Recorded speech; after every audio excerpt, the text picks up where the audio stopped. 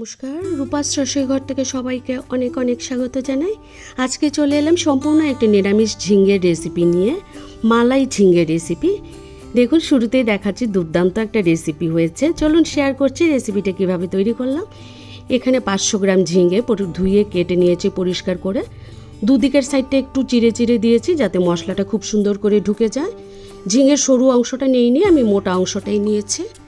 এখানে ঝিঙাটাকে প্রথমেই নুন, হলুদ আর সামান্য শুকনো লঙ্কার গুঁড়ো আর দিলাম কর্নফ্লোর, এগুলো দিয়ে খুব সুন্দর করে ঝিঙাটাকে মেখে নেব। একদম পুরো ঝিঙাটা যাতে খুব সুন্দর করে মাখা হয়ে যায় ততক্ষণ পর্যন্ত আমি এটাকে মাখবো।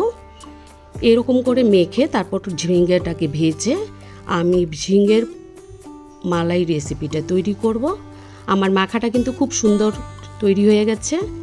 এখানে গ্যাসে কড়াই বসিয়ে কড়াইটা গরম করে 2 টেবিল চামচের মতো সাদা তেল দিলাম। দিয়ে ঝিঙেগুলোকে প্রথমে ভেজে নেব। আমার ঝিঙে যেহেতু একটু বেশি আছে, 2টো ব্যাচে আমি ঝিঙেটাকে ভাজবো। এরকম করে ঝিঙে ভেজে নিয়ে এই রেসিপিটা তৈরি করলে দুর্দান্ত টেস্টি হয়। বন্ধুদের শুরুতেই একটা রিকোয়েস্ট করছি, আপনারা যারা রেসিপি দেখছেন অবশ্যই একটা লাইক করে দেবেন। আর আমার নতুন বন্ধু হলে আমার চ্যানেলটাকে সাবস্ক্রাইব করে আমার পাশে থাকবেন। যদি ফেসবুক থেকে দেখে থাকেন আমার পেজটাকে ফলো করে অবশ্যই আমাকে ভালোবাসা দিয়ে যাবেন।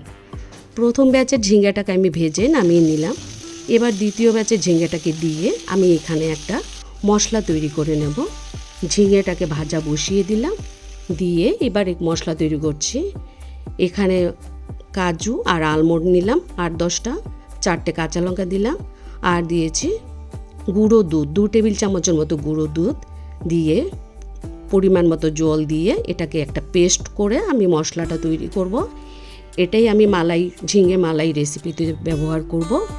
ইচ্ছা করলে আপনারা এই গুঁড়ো দুধের বদলে লিকুইড দুধও ব্যবহার করতে পারেন। দেখুন, ঝিঙেটা নামিয়ে নিয়েছি। এত দেখতে সুন্দর লাগছে, যাতে মনে হয় শুধু ডাল দিয়ে খাওয়া যাবে, এত সুন্দর করে ভাজা হয়েছে। এখানে গ্যাসে আরও 2 টেবিল চামচ তেল দিয়ে দিলাম কালো জিরে ফোড়ন। 1 টেবিল চামচের মতো ময়দা দিয়ে দিলাম যাতে টেক্সচারটা খুব ক্রিমি ভাব আসে, খেতেও খুব টেস্টি হয়। ময়দাটা ভেজে নিয়ে আমি বাদাম বাটাটা দিয়ে দিলাম, কাঁচা লঙ্কা আর বাদাম বাটা। অন্য কোনো মশলা আর কোনো কিছু ব্যবহার করব না আমি। বাদাম মশলাটাকে ভেজে জারটাকে ধুয়ে পরিমাণ মতো জল দিয়ে দিলাম। ঝোলের জন্য এই জলটাই যথেষ্ট। কিছুক্ষণ এরকম নাড়াচাড়া করে রান্না করে নেব।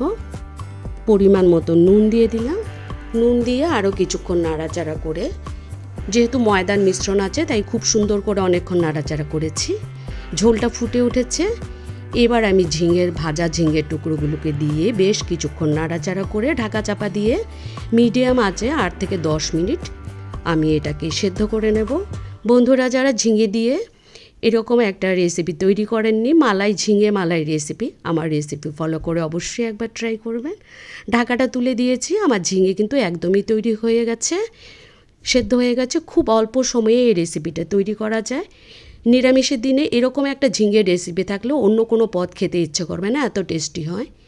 এখানে আমি দিয়ে দিলাম কসুরি মেথি, অল্প পরিমাণে কসুরি মেথি আর 1/2 টেবিল চামচের মতো বাটার যোগ করে দিলাম।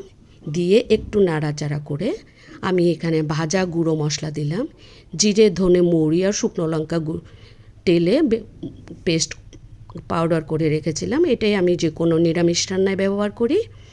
এরকম ভাজা মশলা আপনারাও তৈরি করে নিরামিষ রান্নায় ব্যবহার করতে পারেন। আমার ঝিঙের মালাই রেসিপি কিন্তু একদম তৈরি। নামিয়ে নিলাম।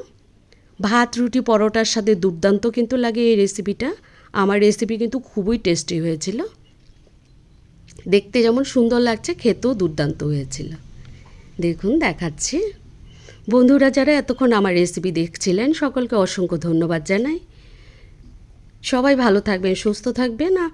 দেখা হচ্ছে পরবর্তী নতুন আরেকটি রেসিপি নিয়ে।